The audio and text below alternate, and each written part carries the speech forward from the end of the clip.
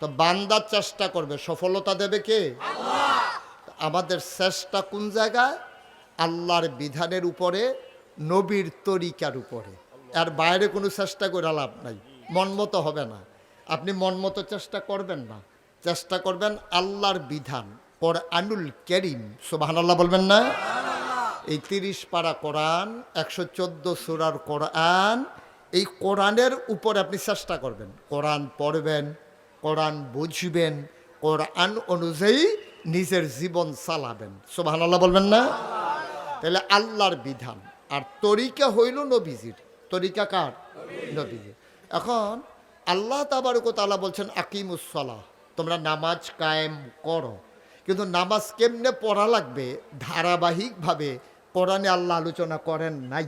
এদিকে ঘুরে বসে, কোরআনে আল্লাহ আলোচনা করেন নাই যে আপনি এইভাবে হাত উঠাইবেন। খুব খেয়াল করেন, মনোযোগ।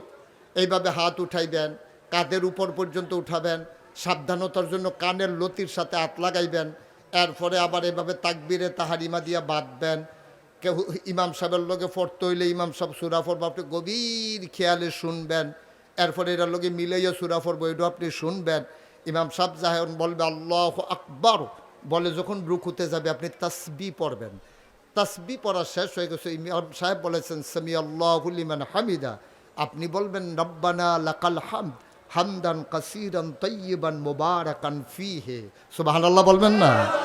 আবার সোজা হয়ে দাঁড়াইলেন, আবার ইমাম সাহেব বলবে যে আল্লাহু আকবার, আপনি চলে যাবেন সাজদায়, সুবহানা রাব্বিয়াল আলা সুবহানা রাব্বিয়াল আলা। আপনাকে তাসবিহ পড়ানো হলো, আপনি আবার উঠলেন, আবার সাজদায় গেলেন, আবার উঠলেন, আবার সোজা হয়ে দাঁড়ালেন। এই যে নিয়মগুলা, এইগুলা কিন্তু কোরআন শরীফে কোথাও নাই। আছে? আমার কথা কয় পাইছেন? কোরআন শরীফে কোথাও নাই। কোরআন শরীফে আছে কি? আকিমুস সালাহ, তোমরা নামাজ কায়েম করো। এরপরে আরো কি আছে? ওয়ারকাউ মার রাকিইন ওয়াসজুদু মাস সাজিদিন। এগুলা আছে যে রুকুকারীদের সাথে রুকু করো, সাজদাওয়ালাদের সাথে সাজদা করো, এটি আছে। কিন্তু কেমনে সাজদা করণ লাগবো, রুকু করতে হলে কেমনে বাঁকা হন লাগবো, বাঁকাটা কি পরিমাণে হইব, এটি কিন্তু কোরআন শরীফও কোথাও নাই। সুবহানাল্লাহ বলবেন না? আচ্ছা, তাইলে এগুলো আমরা পাইলাম কই? এই যে এখন মাগরিবের নামাজ আমরা পড়ে আসলাম একসাথে, আল্লাহু আকবার বলে আমি নিয়ত বাঁধলাম, পিছন দিয়া উনি হইলো ডাক্তার সাহেব, আমরা হইলাম রুগী। এখন উনি যদি কয় না রুগী আল্লাহু আকবার কইবে, আমি কি ডাক্তারের কথায় নাচলে সারবো নাকি? এই কথা কইয়া যদি উনি তাকবীরে তাহার ইমাম না বাঁধে, ইমাম সাহেবের আগে যদি রুকুর জায়গায় সাজদার জায়গায় আগে আগে সালাম ফিরাইলায়, তাহলে কি ওনার নামাজ হইব? এই জায়গাটা যদি প্রেসিডেন্ট হয়, এই জায়গাটা যদি প্রধানমন্ত্রী হয়, এই জায়গাটা যদি মন্ত্রী হয়, এই জায়গাটা যদি এমপি হয়, এই জায়গার যদি আমলা হয়, এই জায়গার যদি কামলা হয়, এই জায়গার যদি ডিসি হয়, এই জায়গায় যদি এসপি হয়, আর ইমাম সাহেব যদি খেতের উঠটা এবার ইমামতির দ্বারায় ওই ডিসি এসপি আমলা কামলা মন্ত্রী এমপি প্রধানমন্ত্রী রাষ্ট্রপতি সবাই ওনার হুকুম মানতে বাধ্য, ঠিক কিনা? এই ব্যাপারে অন্যথা করার কোনো সুযোগ নাই। রুগিয়ে কইছে আল্লাহু আকবার, ইমাম সাহেব দেখি নিচাইয়া পড়ছে, মানে ডাক্তার সহ নিচাইয়া পড়ন লাগবে। এখন ডাক্তারি এখনো না, ডাক্তারি হলো অন্য কেন। ডাক্তারি যদি কইছে আগ করেন, তো এবার ভালো আগ করে বই রয়েছে, আরও আগ করেন, এবার আরও আগ করতে আছে, কইছি ব্যবহার করেন, আগ হয় না দেখে আবার মেশিন লাগাইয়া ভাগ করে লইছে। ডাক্তারের ডাক্তারি চিকিৎসা হ্যাঁ চলবো, কিন্তু নামাজের ভিতরে চিকিৎসা চলবে ইমামের, ঠিক কিনা? এখানে যত বড় মন্ত্রী হও, লাটসাব হও, যত বড় তুমি বুজুর্গ হও, তোমার মন মতো কিছুই চলবে না।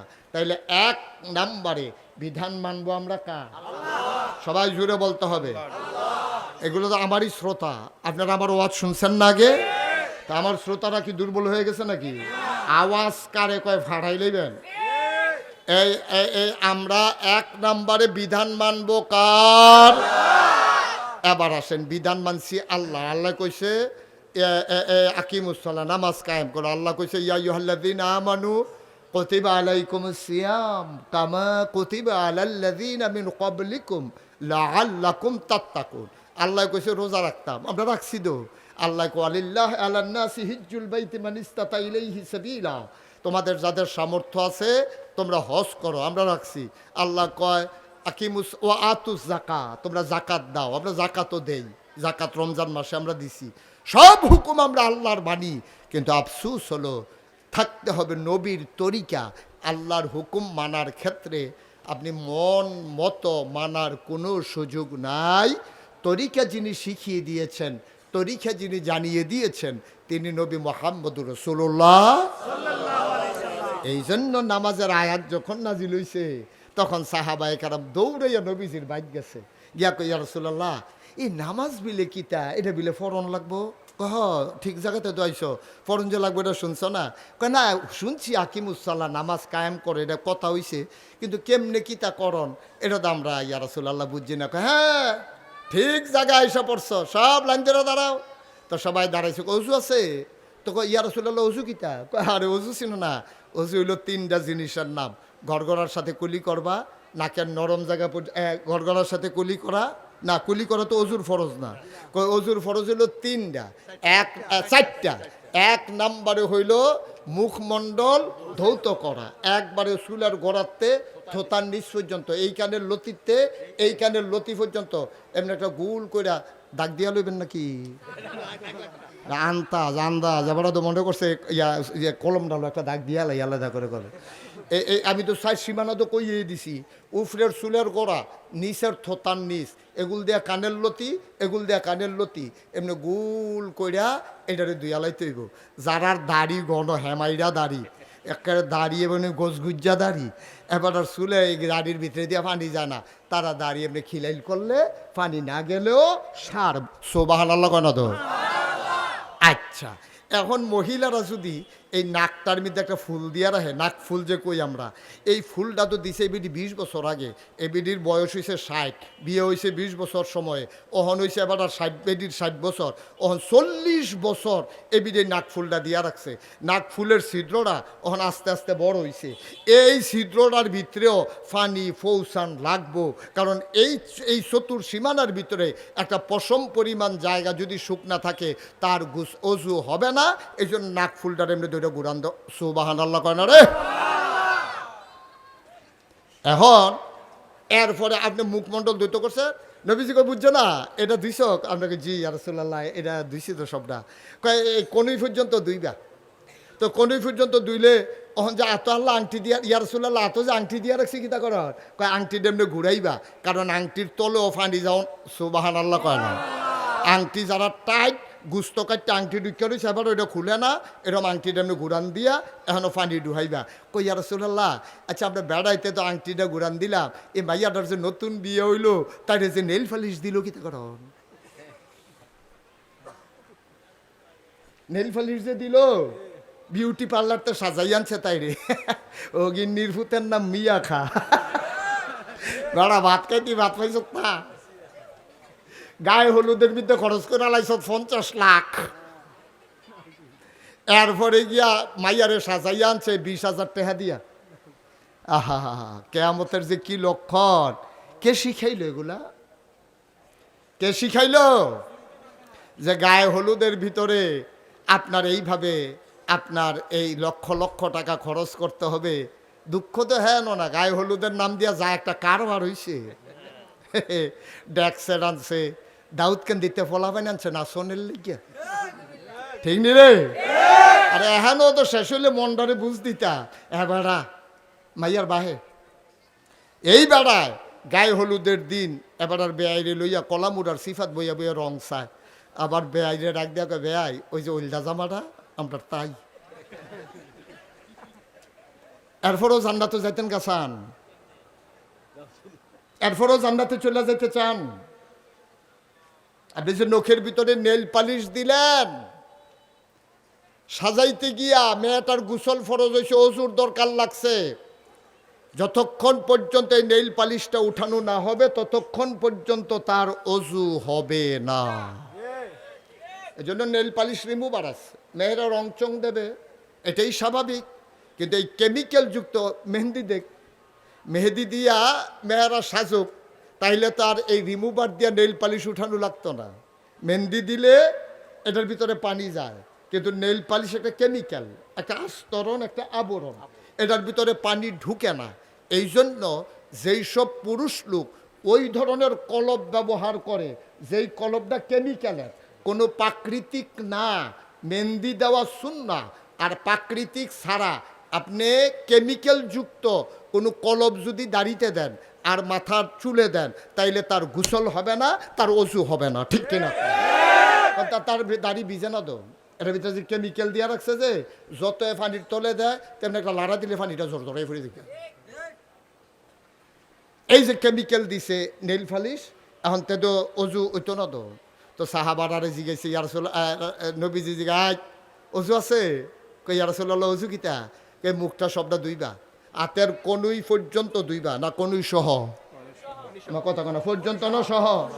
এই ওলামাই কারাম থাইকা লাভ কি কথা না কইলে কনুই পর্যন্ত না সহ? এখন সহজে কইলেন, এবারে তো কনুই সহ দুই তো চায় জাম্পার যে টাইট, জাম্পার টাইট দো শীতের ভিতরে।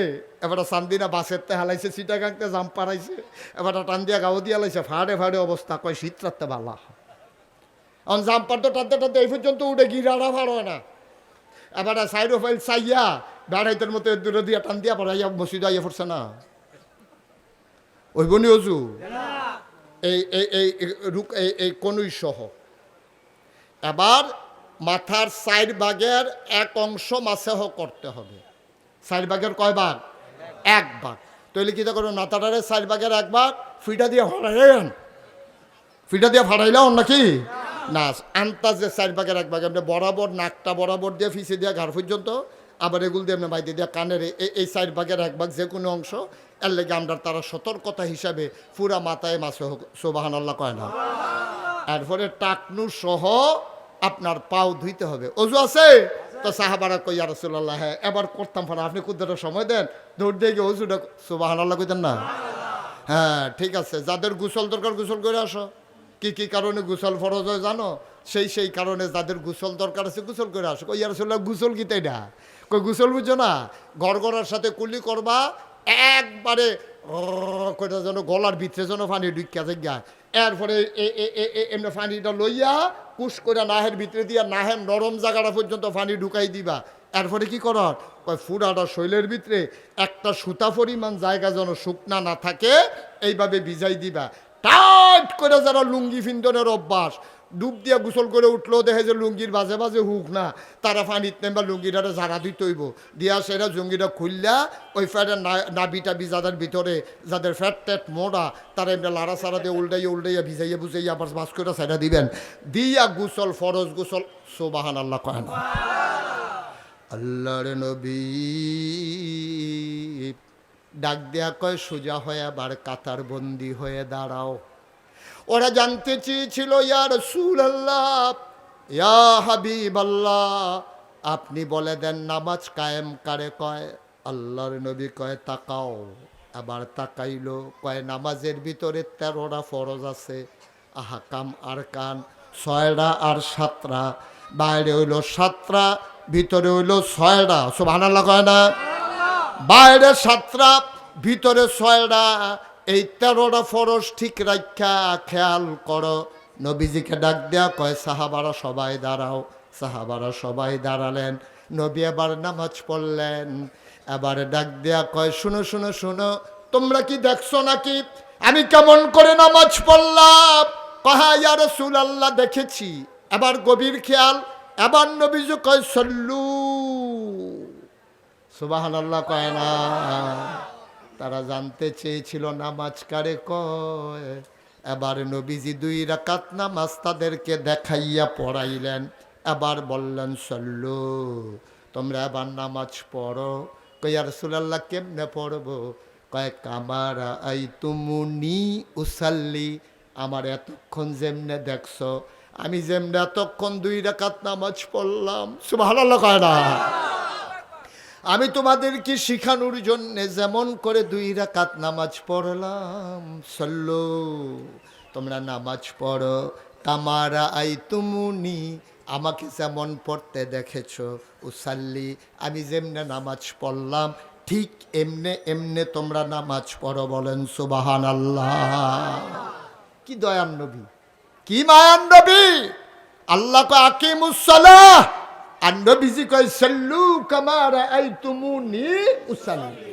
এই বেতুয়ার মানুষ, চান্দিনার মানুষ, নবিয়াবাদের মানুষ, হাড়িখোলার মানুষ, এই সবাই মাছ, তারপরে সুলতানপুরের মানুষ, তারপরে গিয়া কি কয়, হ্যাঁ, জাফরাবাদ, এই জাফরাবাদের মানুষ শুনো। আমরা বলি জি আল্লাহ। এবার আল্লাহ কয় তোমরা নামাজ কায়েম করো। নবীজি কয় এই আমার উম্মতেরা, সাহাবারা ওই তৎকালীন জমানা ডাক দিছে, এখন কয় আমার উম্মতেরা। আমরা বলি জি ইয়া রাসূলুল্লাহ। কয় সল্লু, তোমরা নামাজ পড়ো কামারা আইতুমুনি উসাল্লি। সুবহানাল্লাহ বলবেন না? এই ১৫০০ বছর আগে নবীজি এমনি এমনি আমরা শিখাই দিছো। আজকে আপনাদের সামনে একটা মজার বিষয় আলোচনা করব। আজকে আমি আসার আগে একটা হাদিস পড়তেছিলাম, সেই জায়গার ভিতরে সুন্দর একটা হাদিস পাইলাম, এটা আপনাদের জন্য আমি নকল করে নিয়ে এসেছি, আমি আপনাদের জন্য উঠাইয়া নিয়ে আসছি। হযরত আবু বকরা রাদিয়াল্লাহু তাআলা আনহু হতে বর্ণিত একজন নবীর সাহাবা। এই হাদিসটা বুখারী শরীফেও আছে, মুসলিম শরীফেও আছে, এই জন্য এটাকে মুত্তাফাকুন আলাইহি। এই হাদিসটা আমি দুই জায়গায় পাইছি, বুখারী শরীফও আছে, মুসলিম শরীফও আছে। বুখারী শরীফের হাদিসের ব্যাপারে সমস্ত ওলামাই কিরাম ইজমা হয়ে গেছেন যে এই হাদিসগুলোর ভিতরে জাল হাদিস নাই। সবগুলো হাদিসে, প্রায় হাদিস আপনার সহি হাদিসে, সহি সনদে বর্ণিত, সহি মতনে বর্ণিত, এটার ভিতরে জালের সম্ভাবনা কম। তো বুখারী শরীফও হাদিসটা আছে, মুসলিম শরীফও হাদিসটা আছে। যেই লোক এই হাদিসটা বর্ণনা করছে, যেই সাহাবা, ওনার নাম হলো আবু বকরা রাদিয়াল্লাহু তাআলা আনহু। সুবহানাল্লাহ বলবেন না? নবীর সাহাবাদের নাম শুনলে কি পড়তে হয়? রাদিয়াল্লাহু তাআলা আনহু। আর নবীর নাম শুনলে কি পড়তে হয়? এখন আজব কি জানেন, আমি কুমিল্লা টাউন হলে দেখি এক ব্যক্তির নামে মাহফিল দিছে, হেবাড়ার নামের লগে কইতে আছে কয় বছর আগে এবারা মারা গেছে, এবারার নামে কইতে আছে রাদিয়াল্লাহু তাআলা আনহু। মনে রাখবেন, আল্লাহ এবং তার রসুল এবং ওলামাই কিরাম যেগুলো নির্ধারণ করে দিয়েছেন, যেভাবে আপনার মন মতো এইভাবে ব্যবহার করার কোনো সুযোগ নাই। আল্লাহর ক্ষেত্রে আল্লাহ জাল্লা জালালুহু, আল্লাহ তাআলা, নবীর ক্ষেত্রে সাল্লাল্লাহু আলাইহি ওয়াসাল্লাম, সাহাবাদের ক্ষেত্রে রাদিয়াল্লাহু তাআলা আনহু। বাংলাদেশে বর্তমানে যত বড় বুজুর্গ হোক, যত বড় ফির সাহেব হোক, যত বড় লাট সাহেব হোক, এবারায় যদি মারা যায় অকরে হগলে মিল্লা রায় দিছে, এবারায় আল্লাহর অলি, এবারারও কোন লাগবো রহমাতুল্লাহ আলাই, কিন্তু এবারার লবের লগে রাদিয়াল্লাহু তাআলা আনহু বলা যাবে। আপনি মহব্বত করতে করতে আপনি সাহাবাদের লগে যেই কথা লাগাইছেন, এই কথা না নিজের ফির সাহেবের লগে লাগাই দিছেন। আপনি বউয়ের আদর করেন, দেখে কি আদর করে আমারে কেলেবে?